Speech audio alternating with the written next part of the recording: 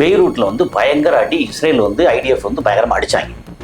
Israel பெய்ரூட்டை தாக்கிட்டாங்க. இது நேத்து ஞாயிற்றுக்கிழமை. ஆமா, வெரி குட். தாக்கிட்டாங்க. சரி, நேற்று நைட்டு என்ன பண்ணிட்டாங்க, ஈரான் வந்து IRGC என்ன பண்ணிட்டாங்கன்னா, டெல்லவிவ், ஹைஃபா இவங்க மேல வந்து 30 பாலிஸ்டிக் ஏவுகணை. அடே அப்பா.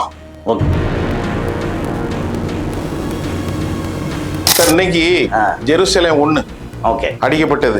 Tel Aviv 1, Haifa. ஓகே. அப்புறமா நெவாட்டி பேஸ் ராணுவ படம்.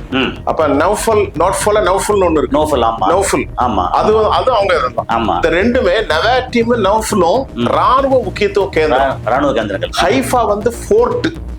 டெல் அவிவ் வந்து dense population plus everything is there. அது வந்து தலைநகரம். மொசாத் இருக்கதான் இருக்கு டெல் அவிவ்ல. விட்டுருங்க டெல் அவிவ். அதுல இன்னொன்னு சொல்ல மொசாத் சொல்றோம் இல்லையா. ஆமா. ஒரு கடந்த வாரம் ஒரு 4 நாளைக்கு முன்னாடி வந்து இப்ப நான் உங்களை சந்திக்கிறதுக்கு முன்னாடி ஒரு செய்தி வந்தது. ஓகே. அமெரிக்கா வந்து புதன்கிழமை நாளை மறுநாள் நாங்கள் ஒரு ஒப்பந்தத்தை எட்ட போகிறோம் என்பதை யாரோட? ஈரானோடு. இல்ல நெதன்யாஹு? ஈரானோடு. அதை நெதன்யாஹுக்கு கிளியர் பண்ணிட்டாராம். சரி, எப்படி? நீ வந்தா உங்களுக்கு சம்பந்தம் இல்லை.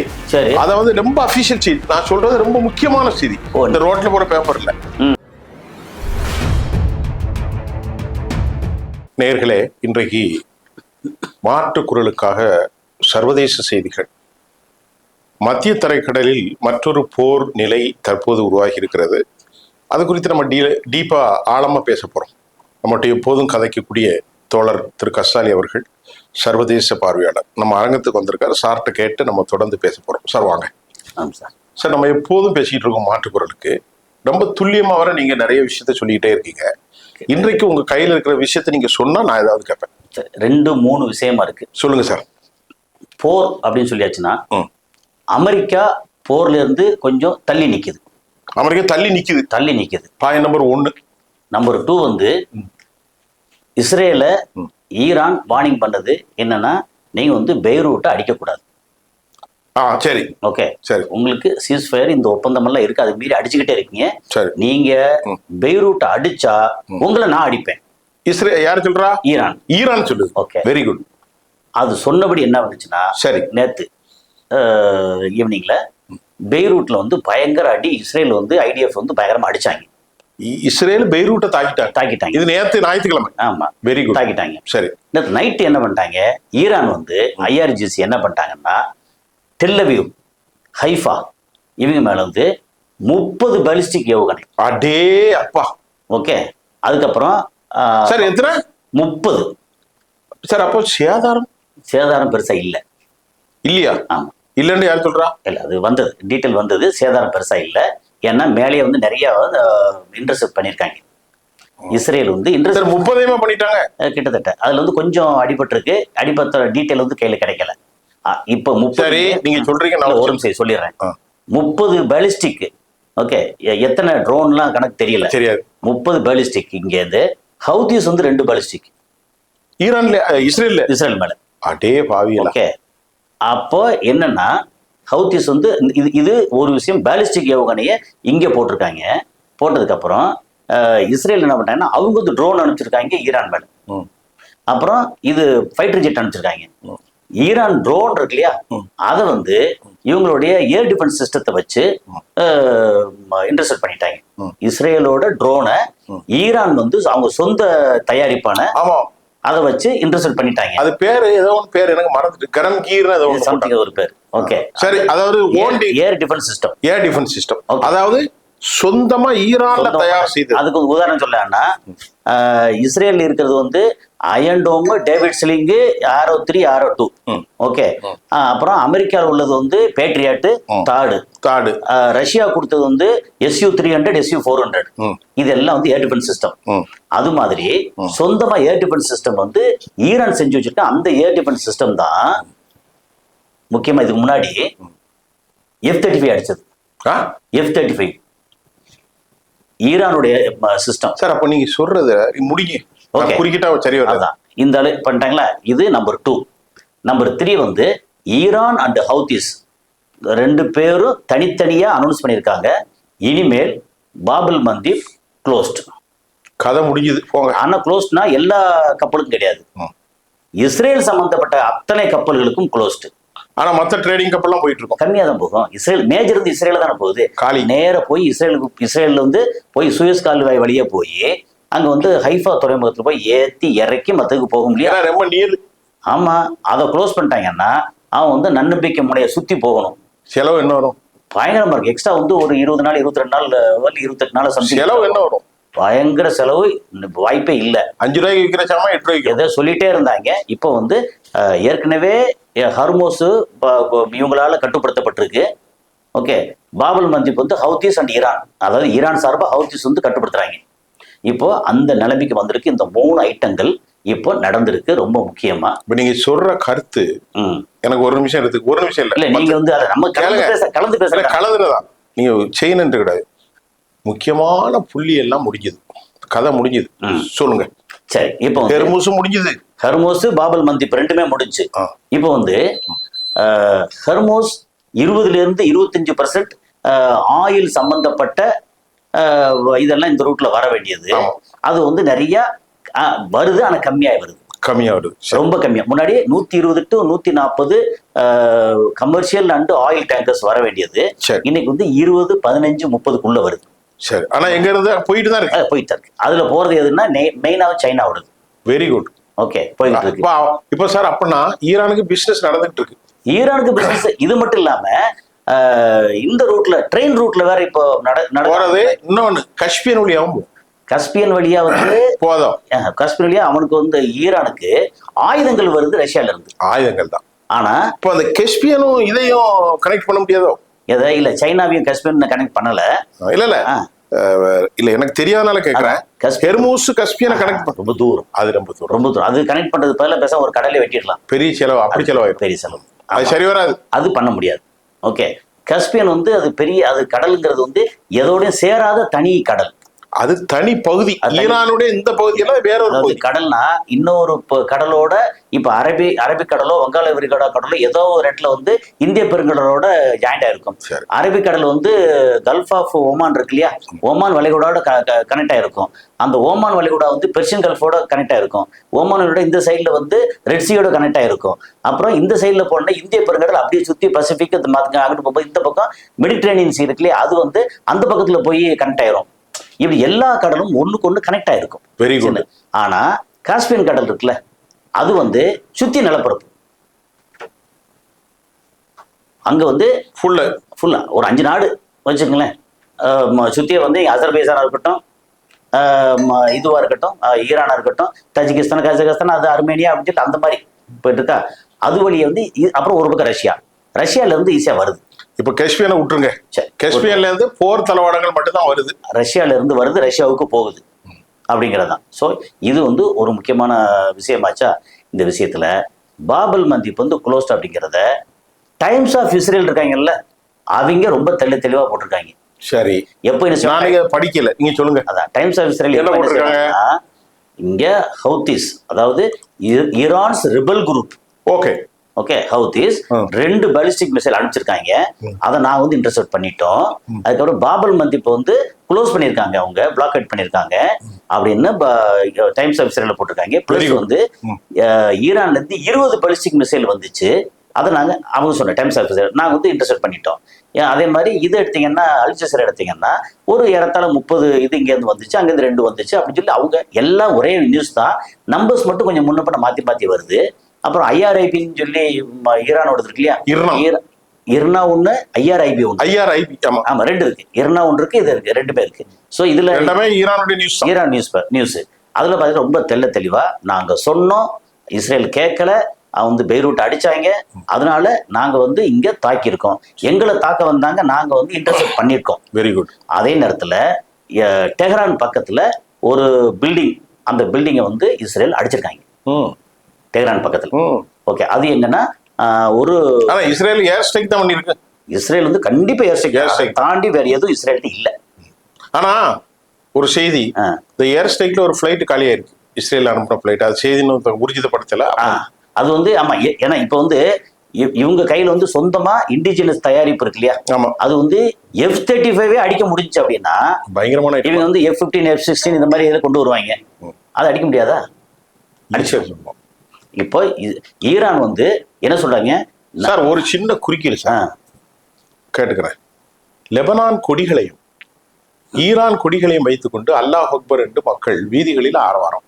அப்ப நான் எனக்கு என்ன உளவியலா கேட்கிறேன், அப்ப ஈரானுக்கு வந்து ஒரு பெரிய வெற்றி கிடைச்சாத்தாலும் அந்த கூத்து நடந்திருக்கும். இதுல என்னன்னா அது கேட்கிறேன், சொல்லுங்க. உங்களுக்கு கேள்வி வச்சுட்டேன். சைலண்டா ஈரான் வந்து இஸ்ரேல் அடிக்கிறதுக்கு சவுதி அரேபியா பெரிய ஆதரவு. ஈரான் இஸ்ரேல் எப்படின்னா சவுதி அரேபியா நிலைய அமெரிக்காவை விட்டுட்டு மெதுவா ஈரான் பக்கம் சாஞ்சிட்டாங்க கொஞ்சம் கொஞ்சமா.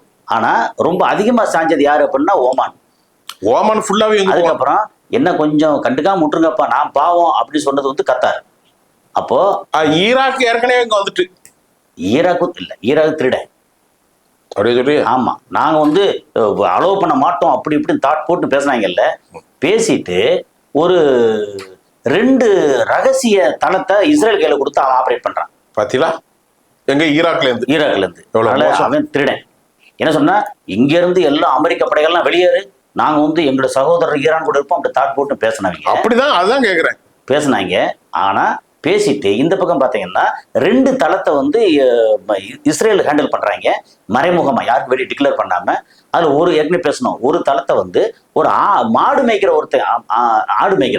ஆடு மேய்க்கிற ஒரு ஆள் வந்து பார்த்துட்டு என்னடா இந்த ஹெலிகாப்டர்ல வந்து இறங்குதுன்னு பார்த்து சொல்லி அதுக்கப்புறம் வந்து செக் பண்ணி பார்த்தா அங்க வந்து ரகசிய தளம். ரகசியம். அது பெரிய பிரச்சனையா போச்சு. அது இப்ப நடந்து கிட்டத்தட்ட ஒரு 2 மாசம் இருக்கும். ஆமா, ஒரு 1.5 மாசம் இருக்கும். சோ இந்த மாதிரி ஈராக் உள்ள இஸ்ரேல்காரன் வரானா? அப்ப ஈராக்கு அது கள்ளத்தனமா தானே வந்துச்சு. கள்ளத்தனம் இப்ப அவங்களுக்கு தெரியாம இருக்குமா? அதுதான் கேக்குறேன். தெரியும் ஆனா தெரியாது, நடிக்கிறது. வருமானம் வராது. இப்போ இந்த பக்கம் பாத்தீங்கன்னா பாகிஸ்தான் இருக்கான்ல, பாகிஸ்தான் வந்து அமெரிக்காவுக்கு ஜால்ரா போடுறான். ஆனா அவனோட தளத்துல வந்து ஈரானோட ஃபைட்டர் ஜெட்டை நிறுத்தி வச்சிருக்கான். அது இப்படி அப்படித்தான் சார். அன்னைக்கு சொன்ன சார், ஈரானுடைய நிறைய ஃபைட்டர் ஜெட்டு பாகிஸ்தான்ல பாதுகாப்பா நிக்குது இப்ப வரைக்கும். இது பழைய செய்தி இப்ப வரைக்கும். ஆனா இப்ப வரைக்கும் நீங்க அதை சொல்றீங்க, நீங்க சொல்றது சரிதான். ஆனா எனக்கு இதுல என்ன இன்ட்ரெஸ்ட் தெரியுமா? உங்களுக்கு தெரிஞ்சது எனக்கும் தெரியுது. அந்த அளவுக்கு ஊறி போயிட்டோம். இதே வாழ்க்கையா போயிட்டு டெய்லி வந்து பார்த்தா இதேதான் வாழ்க்கை. காலையில எழுமுனா இது பண்ணாங்களா, இது சமாதான பேச்சுவார்த்தை நடந்துச்சா, ட்ரூஸ் வந்துச்சா இல்ல வரலையா, அவங்க 24 பில்லியன் வந்து இது பண்ணாங்களா அப்படின்னு. சரி, இந்த இதுல வாங்க கதை. ஒரு செய்தியா முந்தா நாள் வந்து ட்ரம்ப் என்ன சொல்லியிருந்தாருன்னா, திருவாய்மலை இருந்தார். என்ன சொல்றாரு? என்ன சொன்னார்னா, ஈரான் தங்களோட பணத்தை 12+12 ஓகே 24 பில்லியன் US தங்களுக்கு வேணும்னு ரிலீஸ் பண்ண சொல்லி கேட்கறாங்க. ஃப்ரோசன் அக்கௌண்ட், அதாவது முடக்கப்பட்ட பணத்தை. அதை ஆனா நாங்க என்ன சொல்றோம், அந்த 24 பில்லியனையும் ஈரானால் பாதிக்கப்பட்ட நாடுகள் Kuwait, Saudi Arabia, UAE, Bahrain, Qatar, Iraq, Jordan, Israel. அவனெல்லாம் பிச்சைக்காரனும் இல்ல எதுவா இருக்கட்டும், அதுக்கு ரீபில்டு பண்றதுக்கு நாங்க செலவு பண்ண போறோம்னு சொல்லிருக்காங்க.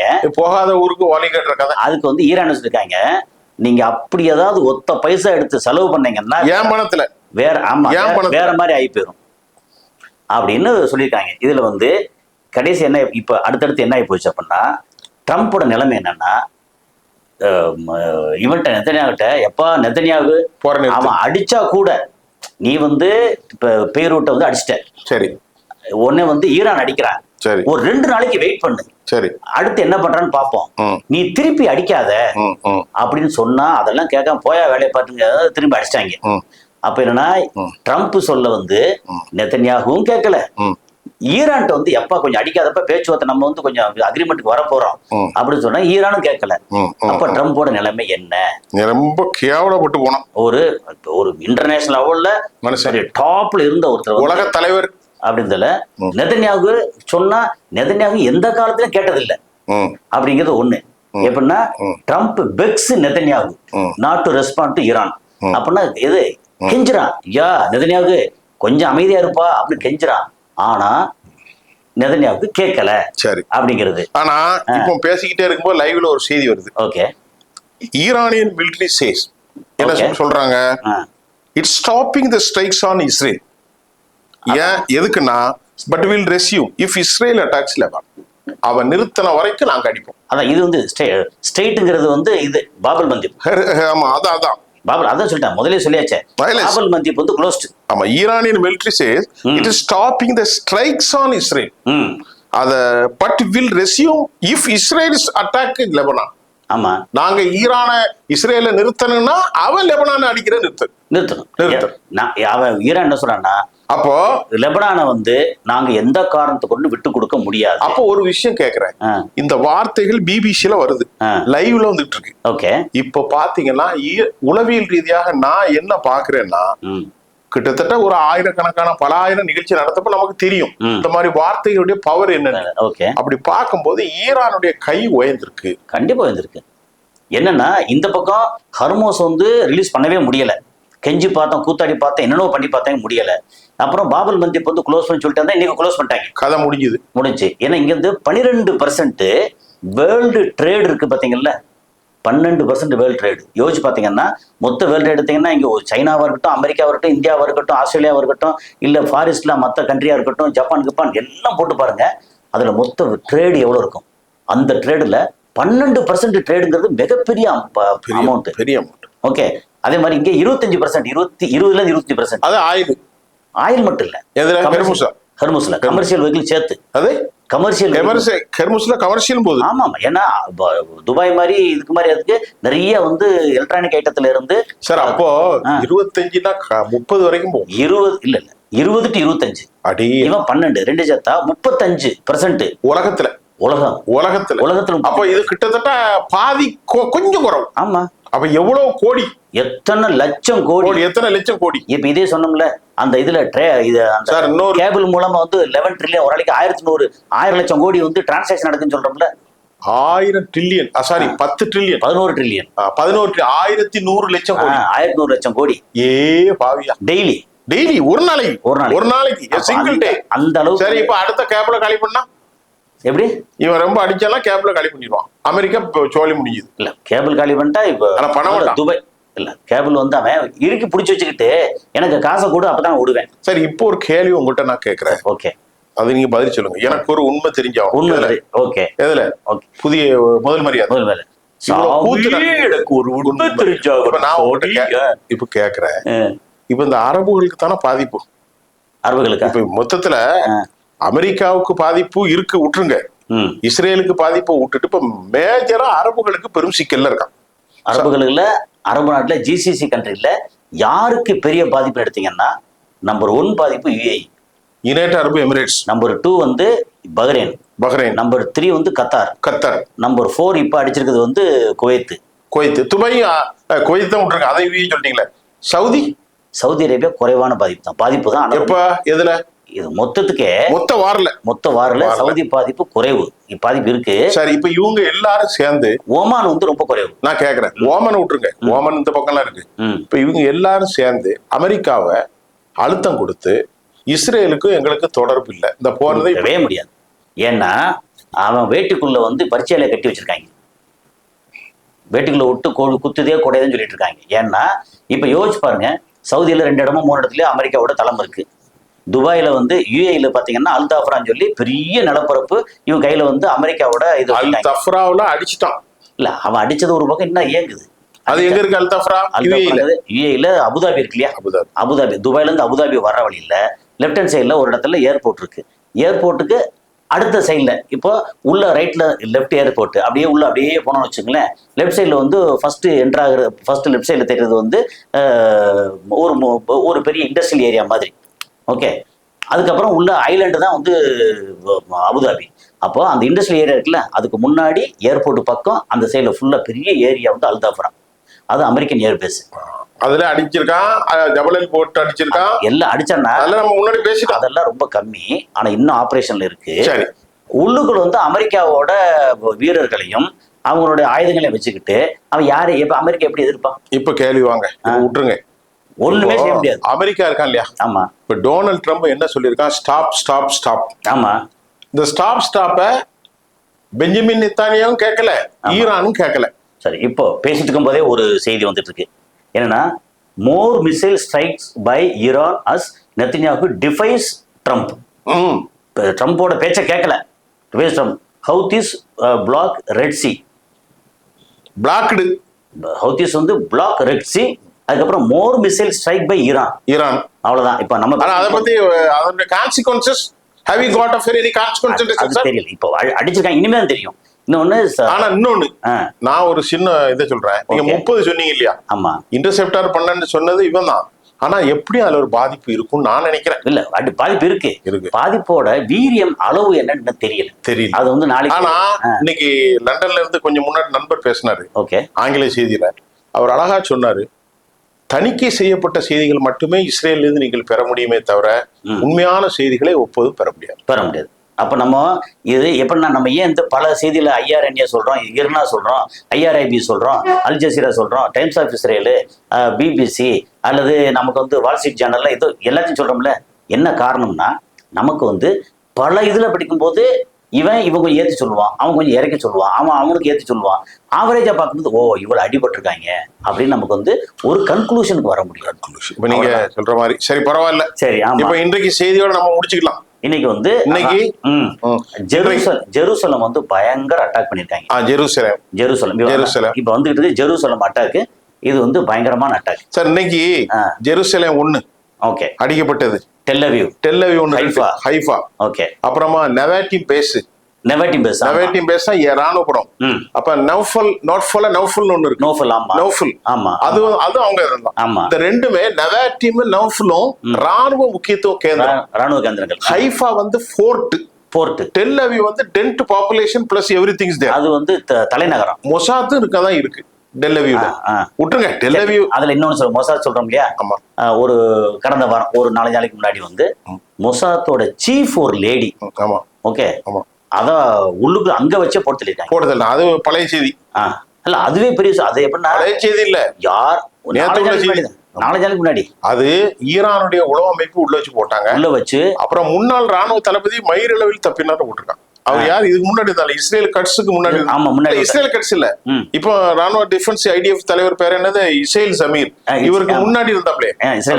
அதுக்கு முன்னாடி போற ஆரம்பிக்கும் போது எனக்கே மறந்துட்டேன். சரி. அது இல்ல என்னன்னா, அதாவது இந்த உளவு அமைப்புல இருக்கக்கூடிய தலைவி சாதாரணமா யாருக்கும் வெளியே தெரியாம, அவங்க வீட்டுல குடும்பத்துக்கே தெரியாம தான் இருக்கும். அவனே போடுதல். அது வந்து தெரிஞ்சு ஒருத்தன் போடுறான்னா, உளவுக்குள்ளேயே இன்னொரு உளவு வந்துட்டாங்க. உலகத்தோட நம்பர் 1 உளவு பிரிவுக்குள்ளேயே இன்னொரு உளவு வச்சு. இந்த ரெட்டாலியேஷன் இருக்கு பாருங்க, இனி ஈரானை வந்து கட்டுப்படுத்த முடியாது. அது உலகத்துல பெருசு. இப்போ நான் உங்களை சந்திக்கிறதுக்கு முன்னாடி ஒரு செய்தி வந்தது. ஓகே.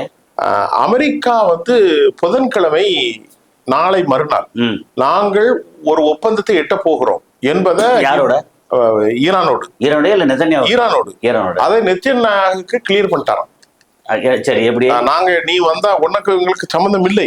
சரி. அத வந்து ரொம்ப அபிஷியல் செய்தி. நான் சொல்றது ரொம்ப முக்கியமான செய்தி. இந்த ரோட்ல போற பேப்பர் இல்ல. புதன்கிழமை அதுல சில பிரச்சனைகள் இருக்கு போல. ஏன்னா ரகசியமா தானே சில பேச்சு நடக்கு.